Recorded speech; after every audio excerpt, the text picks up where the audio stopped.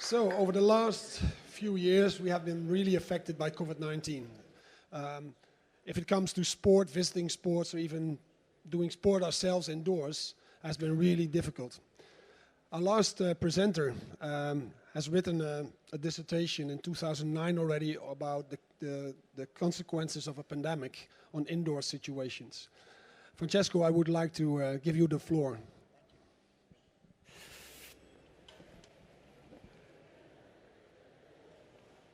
We are really honored to be here, and thank you for the invitation to OSF.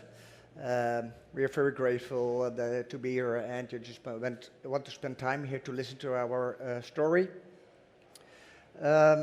Yes, I defended my PhD dissertation in 2009, March 23, and all virologists expected that the pandemic would be caused by avian influenza, or actually bird flu.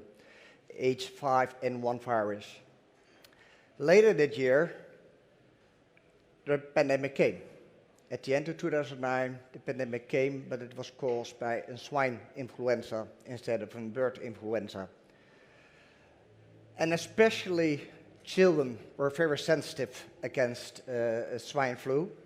But we are very lucky that the pharmacy have developed very fast a very effective vaccine. And then, almost 10 years later, we have to deal with a real pandemic, a really large one. And we were totally surprised as indoor air scientists that the World Health Organization announced that it was not airborne.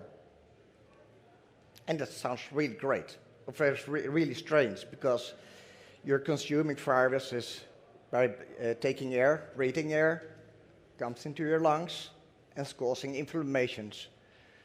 So we had a lot of debates with World Health Organization based and supported with different scientific publications. And finally, 6 months later, they accepted that also COVID-19 can be transmitted by air. So it is airborne. It took 6 months, or actually we lost 6 months. So personally, I had to deal with, okay, do I take a step back because we addressed the problem that this virus is airborne, or take a step further and want to be part of the solution? And that was actually the start of the startup company i-Vention, to find solutions how to combat this issue. And if we take a dive in COVID-19, and we're looking at the underlying diseases, underlying conditions that can cause COVID-19 or is important for people who are suffering COVID-19, you can see that obesity and severe obesity in different age groups are important underlying conditions that you have a higher probability of getting infected and suffering from severe COVID-19. Knowing that, and also knowing that our immune system is very important to combat COVID-19, and that has all to do with the virus itself, that we are breathing and it's going in our respiratory tracts and will be collected by the receptors in our body. And the receptors capture the virus, and the virus can cause an inflammation and attacking our immune system. And that's actually basically what happens, and that people can get severe COVID-19.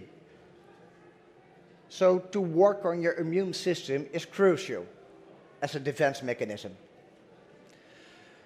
If you're looking at cardiorespiratory fitness in COVID-19, and cardiorespiratory fitness is the ability of the circulatory and respiratory systems over here to supply oxygen to your skeletal muscles during sustained physical activity.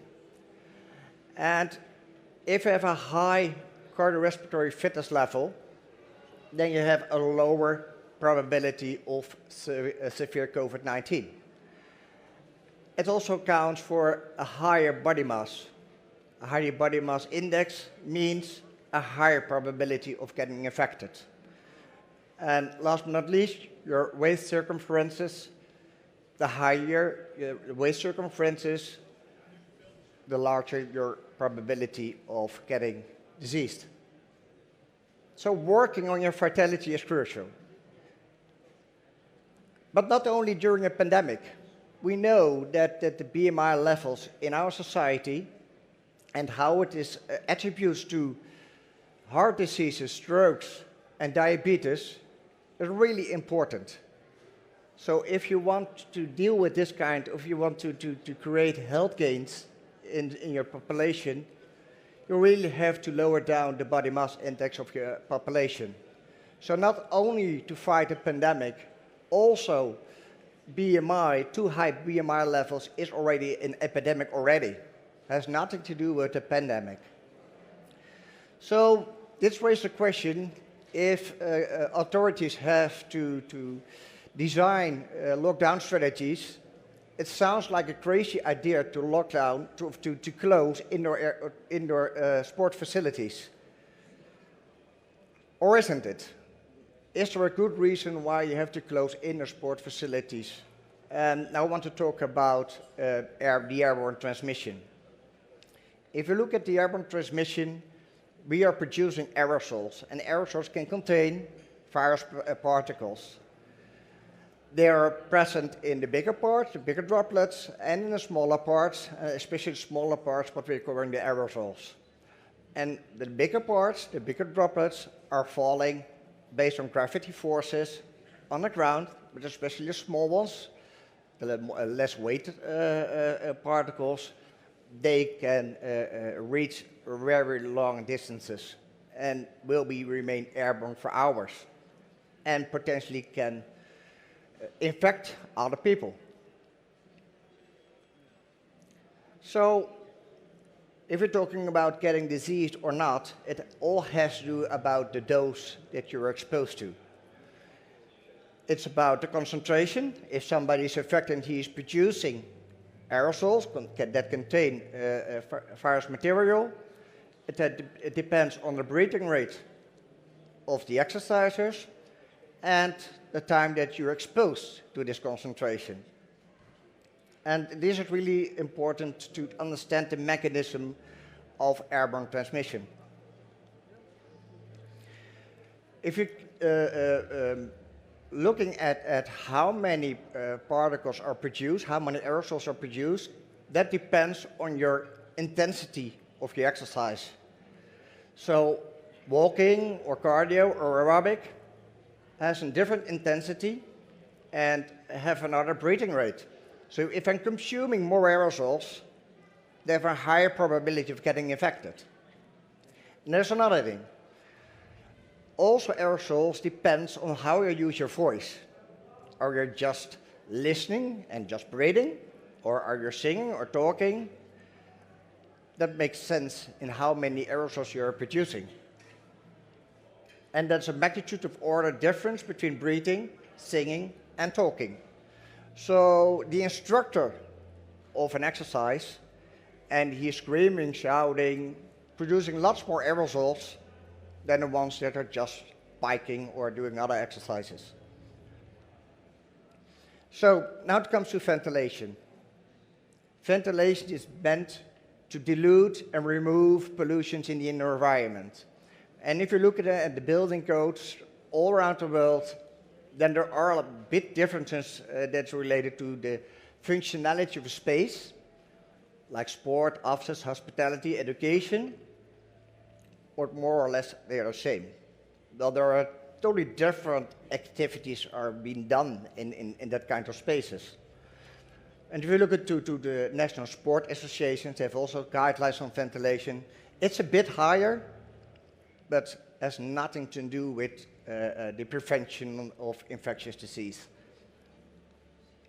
So coming back to this slide I presented earlier, there's a viral load in the space, and the reason of ventilation is dilution and removal of all kinds of pollution, including aerosols.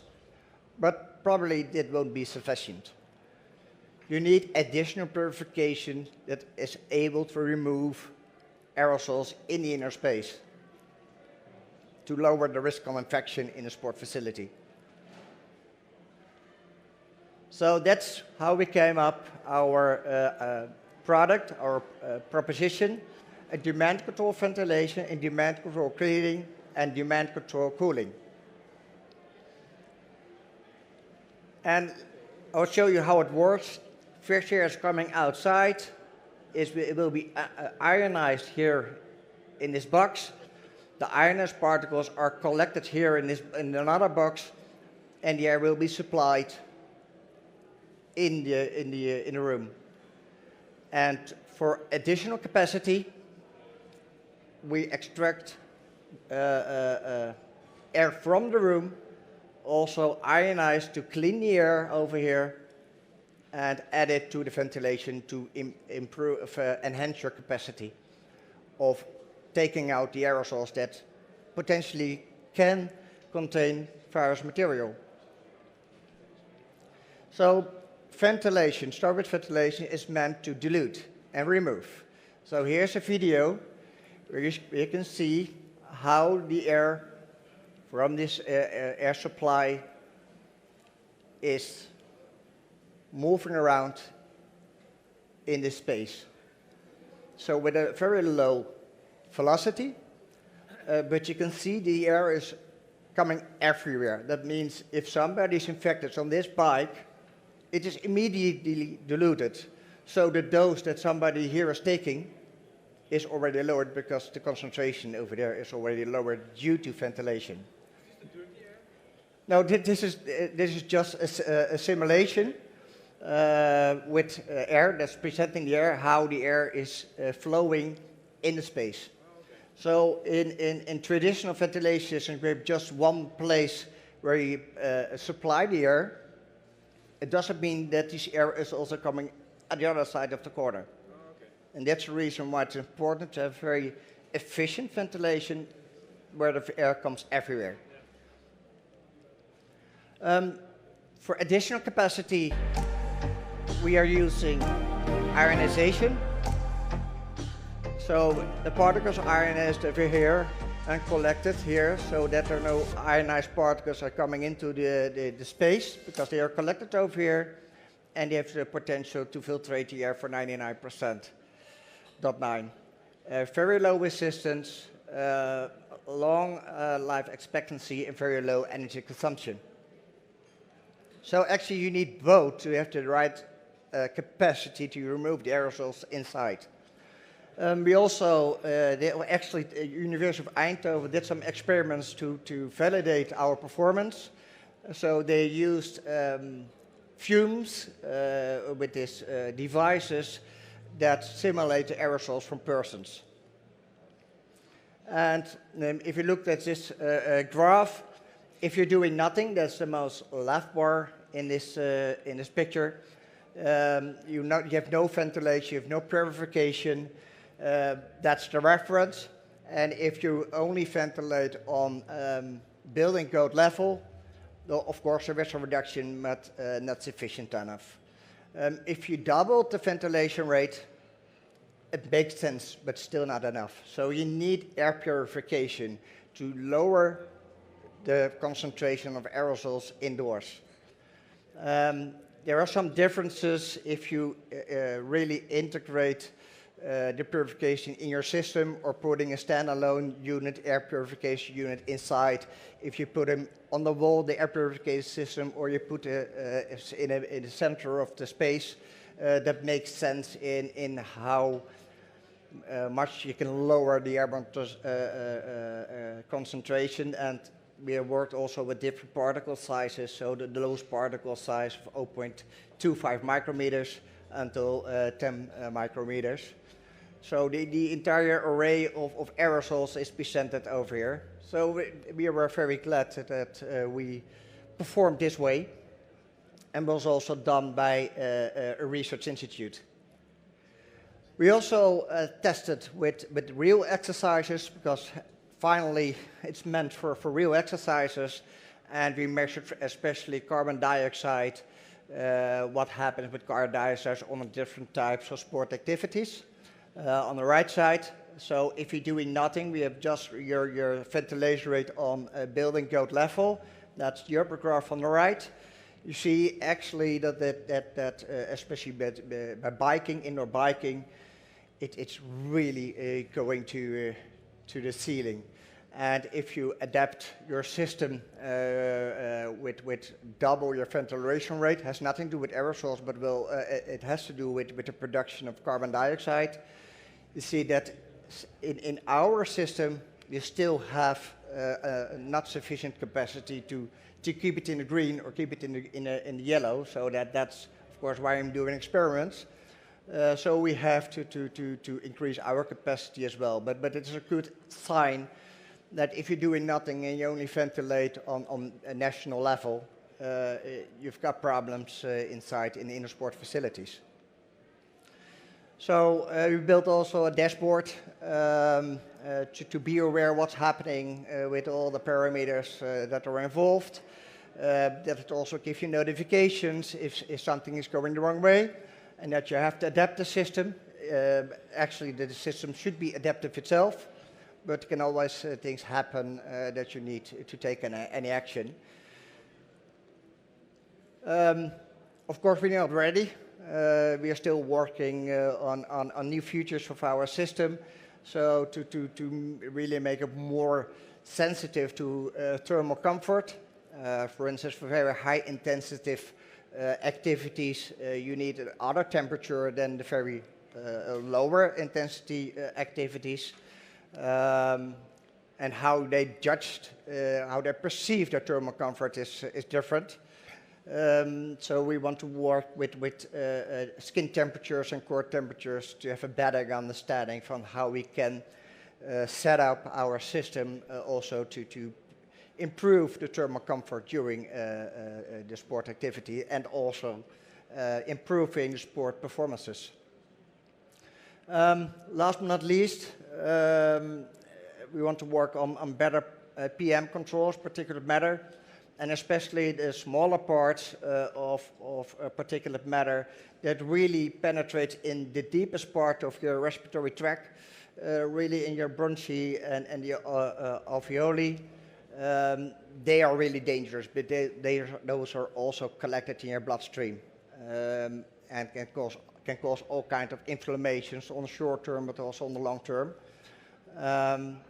So being aware if you have a high breathing intake because you have very intensive exercise, but also if you're exercising on high intentions, you're breathing more with your mouth than rather with your nose. And that makes sense because your nose is the most important filter of the air that you're breathing. And that has to do with the hairs in your nose and all kinds of mechanisms that are collecting already a lot of pollutions before it comes into your respiratory tract.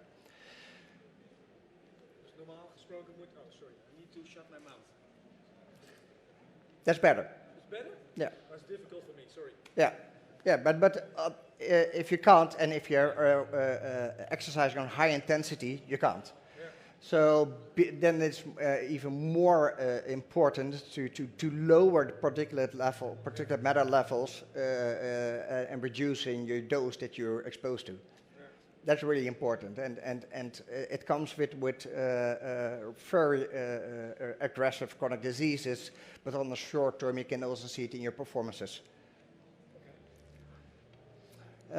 So we have different setups, different configurations with i-Vention. The part on the left side is what we built actually in our prototype. And on the right, if there's already sufficient ventilation, we just add purification on the ceiling to create an additional capacity of removing aerosols in the environment. And this is also applicable to other market segments, offices, restaurants, but also classrooms, to remove aerosols in inner spaces and to stay healthy. How is the situation in the Netherlands with those kind of things? Is it good or not good? It can be very short. It's We're on the bottom of, to be honest. It can be better. Much better. To be honest, Belgium is doing a really great job.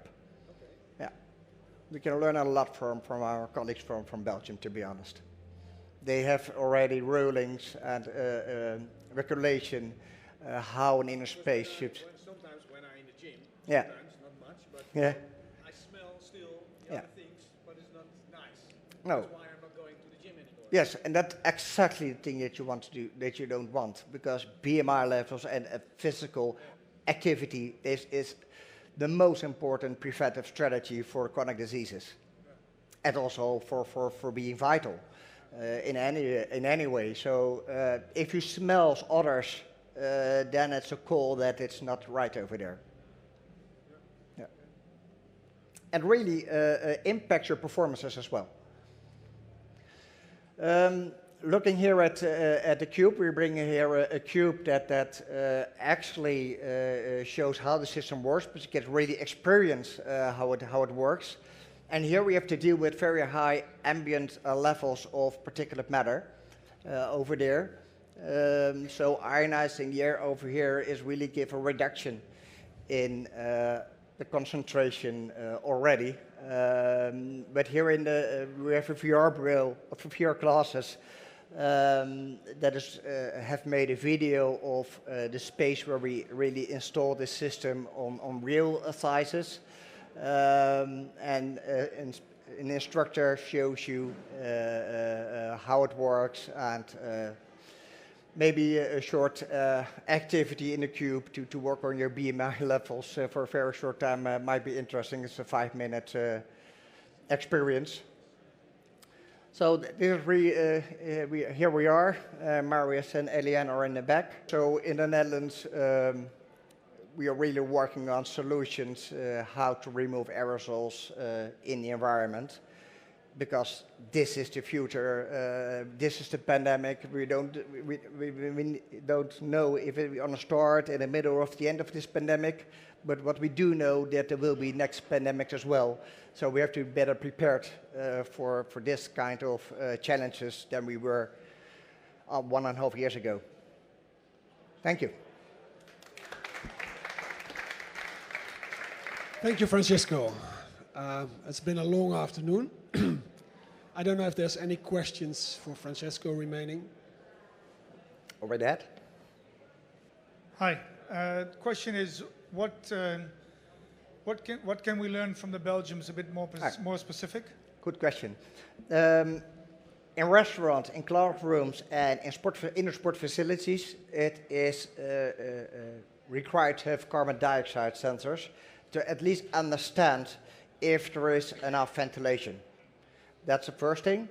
And they have very low threshold level for carbon dioxide. If you're exceeding those levels, you need to take action, and that can be that you add clean air cleaners, air purifications systems. And there's a list of companies and products that are approved. So they make an entire system to be sure that as a building owner or facility manager that you pick the right one and it doesn't harm public health, because there are also solutions that really can harm public health, especially when it comes to ozone. It's very caution to deal with ozone. So from that sense, they are way farther than we are in the Netherlands. Does it have anything to do with ionization? Sorry? Ionization technology, that being allowed? Difficult to answer. Of course, that's a concern they have, and that's an important concern. But there are really good products that you cannot get high ozone levels that what's said, very harmful for chronic diseases or getting inflammations, more sensitive to inflammations. And I think they were very fast in Belgium with this kind of strategies. I think we are working as well in the Netherlands, but having better fundament of what are the expectations, what are the requirements, and that kind of things. So they were fast, and maybe did not overlook everything, but at least they're on their way. Well, if that's the questions remaining, I would like to wrap up the seminar on football and innovation of this afternoon.